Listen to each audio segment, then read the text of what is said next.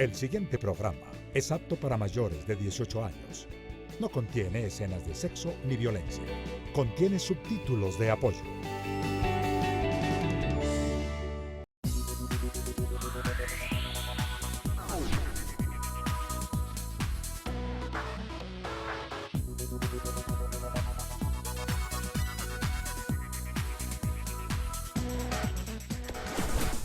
Diálogo Mayor, análisis, debate y opinión.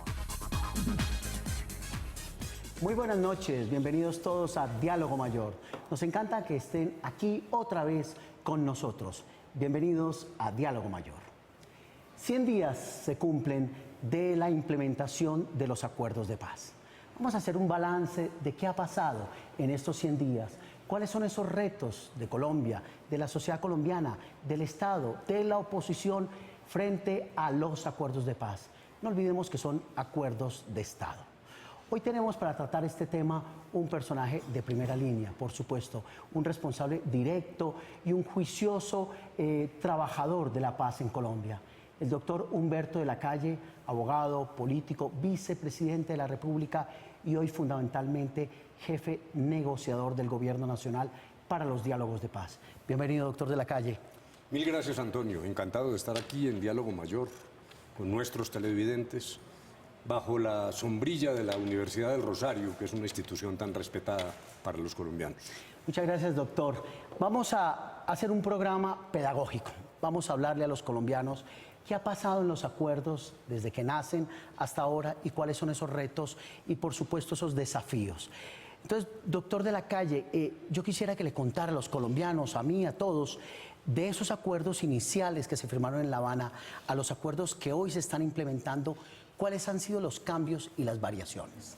Sí, muy interesante pregunta. Recordemos lo que pasó. El 2 de octubre gana el no, por un margen estrecho, pero gana. Nosotros nos trasladamos a La Habana, reconocemos a ambas partes, FARC y gobierno, que el triunfo es del no y que abrimos la puerta de la negociación. Gastamos cientos de horas a discutir con voceros del no. Yo particularmente estuve 138 horas hablando con ellos y mis compañeros hicieron lo propio. Recogimos todas las inquietudes, les dimos método, presentación, fuimos lealmente a La Habana a discutir y realmente se produjeron cambios bastante importantes. Por ejemplo, hubo un rechazo a los jueces extranjeros, eliminamos esa idea de jueces extranjeros. Ampliamos los tiempos de ejecución de algunos de los programas, entre otras cosas por una situación de carácter fiscal. Por ejemplo, el Fondo de Tierras, que tiene que entregar 3 millones de hectáreas, y originalmente en 10 años lo trasladamos a 12, de la misma manera que las metas de reducción de la pobreza en el campo las trasladamos de 10 años a 15 años. Eso significa que la construcción de la paz apenas comienza, que es realmente un desafío para todos. Reafirmamos hasta la saciedad el respeto a la propiedad privada. Dijimos que la expropiación se haría de acuerdo con la Constitución. Se dijo expresamente si es que se llega a utilizar la expropiación, que no es seguro, porque hay un número importante de tierras en manos de ilegales que el gobierno tiene que recuperar para destinarlas al fondo. El tema de las circunscripciones especiales de paz que causó dificultades, dijimos que era claro que las FARC no participarían en las elecciones dentro de esas circunscripciones. Esas circunscripciones son para los habitantes de la región, para los movimientos sociales allí. Y aclaramos el famoso enfoque de género que tanto daño hizo porque se difundió una verdadera leyenda diciendo que estábamos poniendo en jaque la familia. Nada de eso es cierto. El enfoque de género lo que busca es primordialmente entender que la mujer ha recibido la mayor carga de victimización en Colombia, pero que también en la mujer reposa la responsabilidad de la reconciliación. Dijéramos que hay más cambios, pero en esencia se produjo realmente un nuevo acuerdo.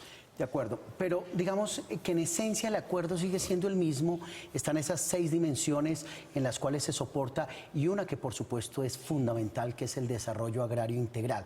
¿Hubo cambios en este proceso, en esta perspectiva del tema del campo? Dijéramos, la esencia se mantuvo, cambios como los que mencioné y algunas aclaraciones o reafirmaciones. Por ejemplo, el tema de la propiedad privada nunca estuvo en duda. Pero, ¿qué es el problema del campo para que los colombianos estemos enterados? El campo se nos ha ido quedando, se ha convertido en ciertas regiones casi en un problema de dignidad de la familia campesina. acceso a la tierra es un elemento que ya ni siquiera es ideológico, es una necesidad de Colombia. Doctor, además hay algo interesante en el acuerdo y eran los temas ambientales. ¿Eso cambió? ¿Todos estos asuntos de medio ambiente cambiaron? Es correcto. Hay, dijéramos, un fuerte acento en la protección del medio ambiente. Es importante esto porque en la Constitución del año 91 se habló de la función ecológica de la propiedad, pero eso exige más desarrollos en la práctica. Y ahí hay una idea paralela, muy importante: protección del medio ambiente y participación comunitaria. De alguna manera, todo el acuerdo se basa en que en las pequeñas comunidades, desde los planes de desarrollo con enfoque territorial hasta las acciones de protección del medio ambiente, giran alrededor de la participación comunitaria, que es un punto importante. Pero lo cierto es que se vigoriza fuertemente la protección del medio ambiente, lo cual tiene, dijéramos, dos facetas adicionales. Que las FARC reafirmen este respeto es importante. Daños al medio ambiente hicieron de manera tremenda, como lo sabemos los colombianos. Luego, dijéramos, es realmente un cambio muy importante desde la perspectiva de las FARC. Pero sobre todo también un mensaje al ELN, porque me parece que el tema de medio ambiente está sufriendo enormemente y lo que queremos los colombianos es que el ELN suspenda esos ataques, no acuda al terrorismo y que logremos sacar adelante también esas conversaciones. Perfecto, muy interesante, doctor. Vamos a ver en el siguiente corte comerciales, ya vimos qué pasó con el acuerdo y esas modificaciones que en general, digamos, no parecieran que afectan directamente el acuerdo en esencia. Pero vamos a ver qué ha pasado con el acuerdo y esta parte tan compleja que implica la implementación del acuerdo en todas sus dimensiones, en su dimensión política, en su dimensión constitucional, etcétera, etcétera. Vamos al primer corte comerciales, no se vayan, ya regresamos con ustedes.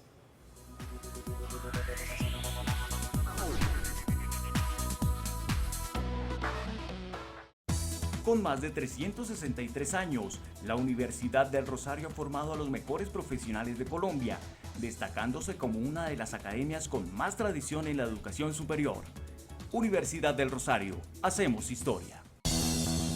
El libro recomendado de la semana es Decisión en laparoscopia, Introducción a la robótica. Esta obra relata cómo desde la época inmemorial el cirujano era un individuo que basaba sus habilidades como persona única, manos de mujer, ojo de águila y cerebro del ser. Con la llegada de la robótica al armamentario quirúrgico, cambia esta conducta que impacta directamente la concepción de la seguridad, ya que la robótica se basa en las características genéricas de iluminación, magnificación, mínima invasión, precisión y detalle.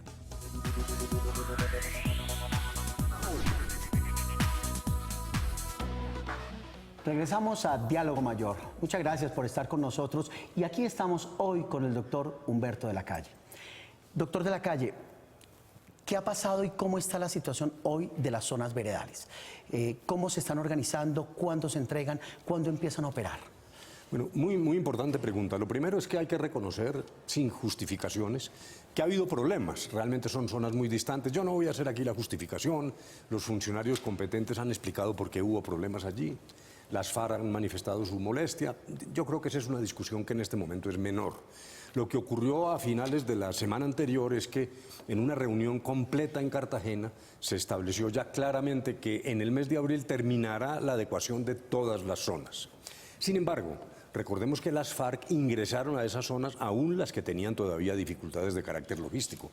O sea que ese desplazamiento, una cosa incluso para mí verdaderamente milagrosa, ver estas compañías de las FARC ingresando a las zonas y estableciéndose allí. Luego, en abril esto estará superado, pero lo importante además, como quedó claro en la ciudad de Cartagena, es que esas dificultades no alteran el cronograma de la dejación de armas. La dejación de armas se cumple el 1 de junio y los atrasos por razón de las dificultades logísticas serán compensados luego. Luego, ambas partes y en particular las FARC han reiterado ante el país que ese cronograma se cumple. Ese es, dijéramos, el tema de las zonas y yo creo que francamente esta discusión es menor frente a los elementos de implementación y cumplimiento de los acuerdos en lo sustancial, que es algo que también es satisfactorio para los colombianos. Naciones Unidas reconoce que se están cumpliendo. el cronograma y las etapas se están cumpliendo. ¿Qué es lo que va más rezagado? ¿O todo va, digamos, en un orden más o menos establecido? Pues yo creo que sí. Primero yo diría que debemos ponerle proporción a este tema, porque a veces pienso que esa discusión sobre las zonas ha adquirido una dimensión desbordada. ¿Qué quiero yo decir? Primero, las FARC ingresaron a las zonas, que eso es sustancial. Y segundo, están entregando las armas y han dicho que mantienen los 180 días prometidos y que en esos 180 días entregarán las listas de los miembros de esa organización y los bienes para la reparación de las víctimas. Eso es lo grueso, eso es lo sustancial. Y desde el punto de vista del Estado, este nuevo acuerdo, ya corregido como lo dijimos, primero se refrendó en el Congreso, segundo, se aprobó en diciembre la ley de amnistía, pero ojo, solo para los delitos amnistiables, no para todos los delitos, eso tiene que quedar extraordinariamente claro. Y se puso en marcha la Jurisdicción Especial para la Paz, el panel independiente que tiene que nombrar los magistrados ya se instaló, todo lo de reforma electoral se está moviendo a través de la Comisión Especial, en fin, yo francamente creo que lo sustancial estamos moviéndonos adecuadamente y me parece que Vamos en los tiempos. Continúa reafirmándose una confianza que yo creo que será creciente. Ahora, en materia legislativa, los tiempos, se presentarán 11 proyectos de desarrollo a través del Fast Track, del Mecanismo Legislativo Especial, en abril, y en mayo los restantes, y también las facultades que se concedieron al presidente para que por decreto tome las decisiones más urgentes a fin de garantizar el cumplimiento de los acuerdos. Nosotros podríamos decir que el cierre de este año, noviembre de este año, tenemos este balance. 1, resuelto el tema de las zonas veredales. 2, el censo de hombres y mujeres guerrilleros que se han entregado y se han reportado. 3, el paquete legislativo que hace posible el tránsito a la legalidad, a la vida política, etcétera, etcétera, de la guerrilla. Pero sin duda ninguna, y además estará en proceso el nombramiento de los jueces, de los magistrados de la Jurisdicción Especial para la Paz. Y algo, miremos, hay algo que a veces los colombianos tenemos como miopías selectivas. Cuando se habla de responsabilidades, algunos piensan en las FARC y otros solo en los militares. Eso hay que olvidarlo, porque es que aquí hubo un conflicto y hay distintas responsabilidades. Pero a los efectos de lo que estoy diciendo, de aquí a fin de año ya miembros de la fuerza pública que hayan pasado 5 años de privación de la libertad o que hayan cometido delitos menos graves estarán en libertad también. Luego dijéramos, hay una solución armónica que permita doblar la página del conflicto. Como lo dices, Antonio, yo creo que a 31 de diciembre esto francamente tendrá que generar una enorme confianza y optimismo entre los colombianos. Pero bueno, estamos dibujándonos un nuevo país, un país en paz. Doctor, vamos a cambiar un poco el asunto, digamos, las implicaciones que puede tener el acuerdo de paz hoy, y es el efecto Donald Trump. Es un efecto que para América Latina se va a sentir como se ha sentido para el mundo. Uno de ellos es que están comprometidos 450 millones de dólares para el apoyo al posconflicto. ¿Cómo ve usted esa situación? ¿Qué podemos esperar? Dijéramos, todavía hay una dosis importante de incertidumbre en este y en otros temas. La nueva administración apenas comienza y, bueno, incluso ya empieza a tener ciertos reveses, como ocurrió con el tema de salud. Por lo tanto, una posición definida y definitiva de Estados Unidos, la nueva administración frente al acuerdo, aún no ha sido concluida. Sin embargo, recordemos que el antiguo embajador Brownfield estuvo en Bogotá, no hizo no se rasgó las vestiduras por el tema de la fumigación, como algunos creían, pero lo que sí es cierto es que tenemos que reconocer un aumento en el número de hectáreas en las cuales está la producción de la coca. Eso es un hecho cierto e indiscutible. ¿Cuál es mi percepción? Y quizás pudiera ser una predicción con algo de optimismo. Nosotros tenemos que enfrentar el reto de las 188.000 hectáreas de coca. Ese es un hecho cierto. Claro, pero hay que hacerlo con cuidado y con cinderes y sin simplificar los temas, porque la razón del crecimiento de los cultivos es bastante compleja, depende de las regiones. En ocasiones hemos tenido 160.000 hectáreas en el pasado, en medio de la fumigación. Luego no es tan sencillo como eso. Y particularmente quiero reafirmar, nunca entregamos la fumigación en La Habana. Basta con leer los acuerdos. Se dejó la reserva para que el gobierno fumigara si ello fuera necesario. Yo confío en que con la meta de 100.000 hectáreas que el gobierno se ha fijado para este año, 50.000 a través de sustitución voluntaria con las comunidades y 50.000 mediante la erradicación utilizando miembros de la fuerza pública, policía, ejército y también erradicadores manuales contratados. Un país en paz es, por supuesto, un mejor lugar para vivir. Vamos al siguiente corte de comerciales. No se vayan, ya regresamos.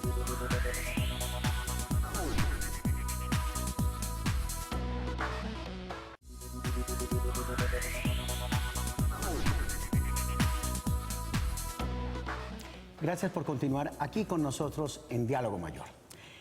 Doctor de la Calle, ya para ir cerrando este programa que ha sido muy interesante y que nos gustará volver a tenerlo, yo quisiera referirme a dos temas estratégicos. ¿Cuáles serían los retos que debería enfrentar, los compromisos que debería enfrentar el próximo gobierno? Es decir, estamos en un escenario preelectoral y luego electoral y por supuesto necesitamos un gobierno que dé continuidad a unos acuerdos de paz. ¿Qué necesitamos? Correcto, Antonio. Incluso yo diría, el primer reto es antes de elegir el gobierno. Tú lo acabas de decir. Algunos dirigentes políticos han señalado que si obtienen un triunfo en el 2018 van a echar atrás los acuerdos o los van a revisar en los puntos esenciales.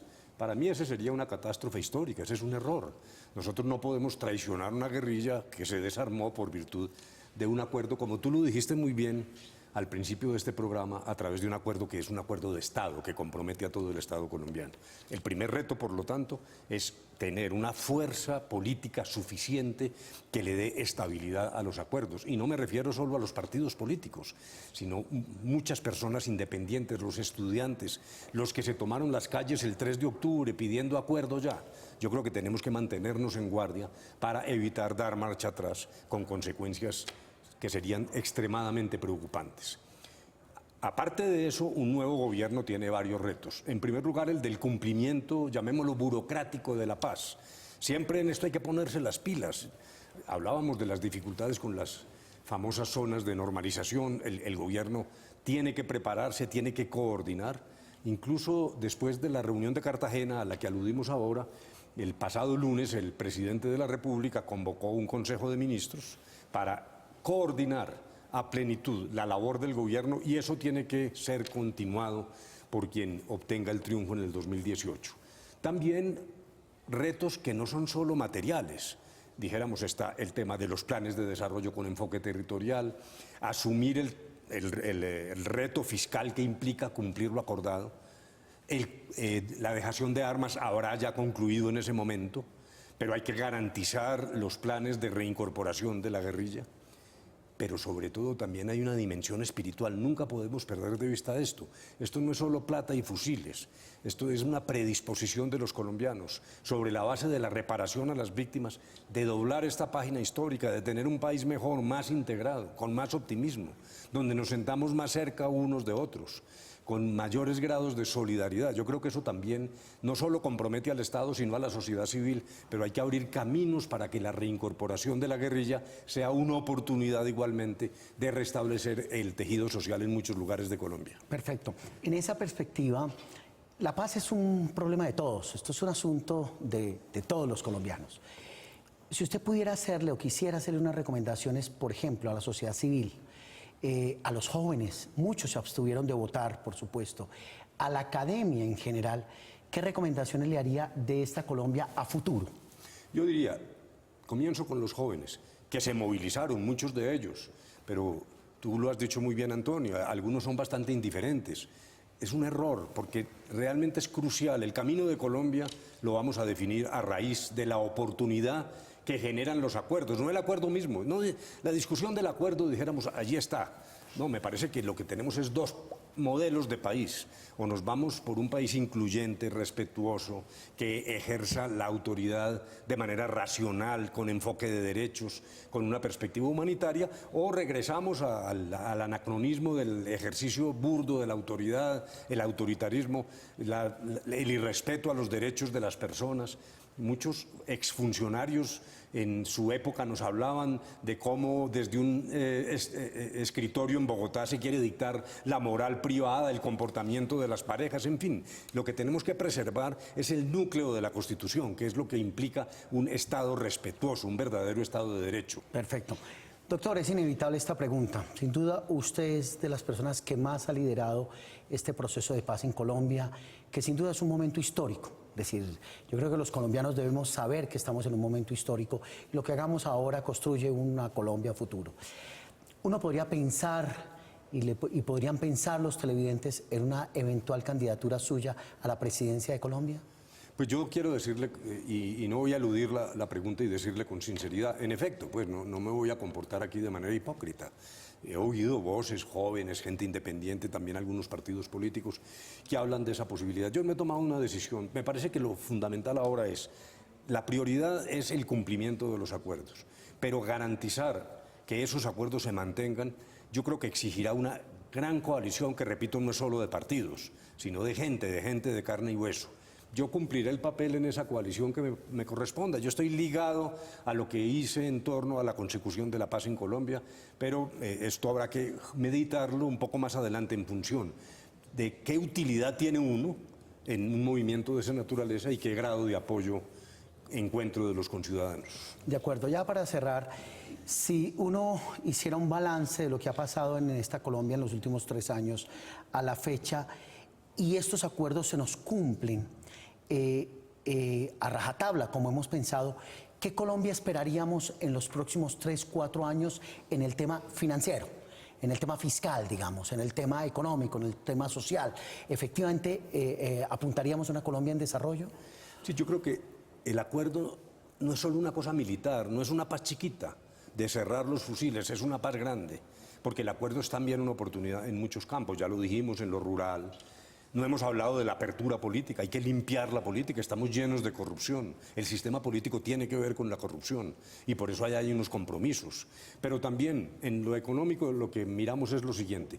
Mire, una cosa muy interesante, Planeación hizo un cuadro comparativo de una multiplicidad de acuerdos logrados desde 1946 hasta ahora. Y lo que se encuentra allí es importantes posibilidades. Primero, un crecimiento adicional del Producto Interno Bruto que puede ir entre el 1% y el 1.9%.